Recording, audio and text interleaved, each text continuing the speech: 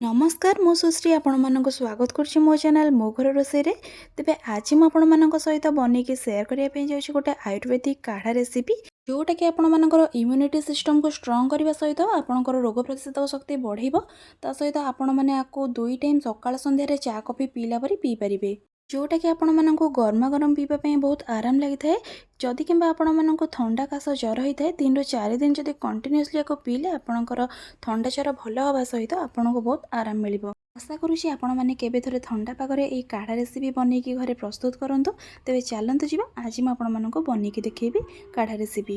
एबे मु नै जाइछि एठी किछि पुदीना पत्र, पुदीना सहित तुलसी मध्ये आपण मिसेकी नै परिबे। आयुर्वेदिक काढ़ा बनैबा पई एठी नैछि मु 3टी दालचीनी, किछि तेजपत्र, किछि लवंग, किछि गुजराती, फाळे अदा एठी नैछि, एठी किछि जुआणी ता सहित गोलमरिच आ एठी किछि पुदीना पत्र मध्ये नै जाइछि। एठी मु मात्र 5टी लवंग नैछि। लवंग अपेक्षा गोलमरिच टिके अधिका नेबे जेतु लवंगर फ्लेवरटा बहुत स्ट्रांग आस्ताए सेति कम लवंग एठी मु नैछि।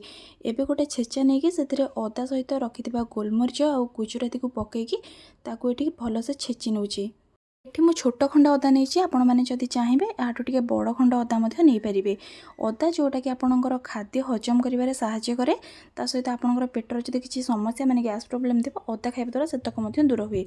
तेबे देखंतु एबे सेति में अदा सहित को भलो से छेची ताकू एठी साइड कर नैछि। तेबे चलंतु एबे नेक्स्ट प्रोसेस को जिबा। गैस ऑन करके गोटे कड़ाई रे किछि पानी एठी मु गरम करूछि। आपण जदि चाहिबे सस्पेन मध्ये यूज करि परिबे। एबे पानी टिके गरम हेई आसला परे सेतिरे किछि तेजपत्र एठी मु पकई देछि। तेजपत्र जोटा कि आपणकर खाद्य हजम करबा सहित मुंड बिंधा किंतु आपणकर जदि माइग्रेन प्रॉब्लम भी थाए सेटा मध्ये कम करथाए। एबे सेतिरे गोटे चमच एठी जुआणी मु पकईछि, ता सहित पूर्वरु छेचिके रखिथिबा गुजराती, गोलमरिच आ अदा को मध्ये बेसरे पकईके फुटिबा पई छाडी दबा।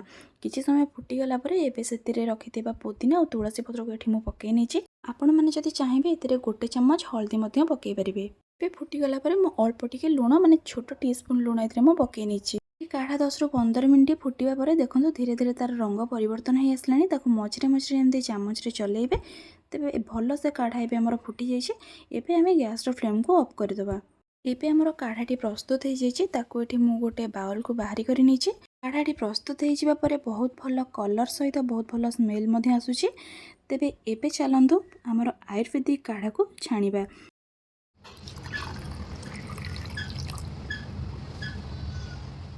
एबे मु आयुर्वेदिक काढ़ा रे मिसेइबा पई जाउछि गोटे बड़ चमच एठी महू। आपण माने पूर्वरु देखिथिबे मु जतबेले काढ़ा बनाउथिली सेतबेले कोनोसी प्रकार चीनी किंबा गुड़र मु व्यवहार करनथिली। जेहेतु आमे आयुर्वेदिक काढ़ा बनाउछे चीनी किंबा गुड़ बदल रे महूटा आपण में बहुत भल ऑप्शन रहिबो। ता सहित महू को ठंडा हेले मध्ये व्यवहार करन्ते, सेतिबे आपण माने चीनी गुड़ बदल रे महू को व्यवहार करि परिबे। एबे ता ऊपर गार्निशिंग करबा में एबे मु देइ देछि गोटे पुदीना पत्र। एबे हमर प्रस्तुत हे जाइछि आयुर्वेदिक काढ़ा।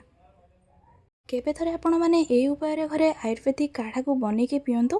ठंडा पागरे गरमा गरम पीबा को बहुत भलो लागि थाए। ता सहित आपण मानकु जदि ठंडा काश होइथिबो आपण माने आको पीले आपण मानकु बहुत जल्दी आराम मिलिबा सहित आपण मानक देह बहुत जल्दी भलो होई जिवो। तेबे केबे थरे आको थरे घरे बनांतु। मते कमेंट रे कहबे वीडियोटी आपण मानकु केमिति लागिला। वीडियो भल लगी मो वीडियो को लाइक करंतु, मो चैनल को सब्सक्राइब करंतु। वीडियोटी आपण मानक फ्रेंड्स मानक सहित शेयर मध्य करि परिबे। आ एमिति वीडियो रो नोटिफिकेशन आगु पाइबा पई हेले मो चैनल रो बेल आइकन को प्रेस करंतु। तेबे सेतबेले पई रहउछि देखा बाबा गोटे नुवा वीडियो रे नुवा रेसिपी सहित।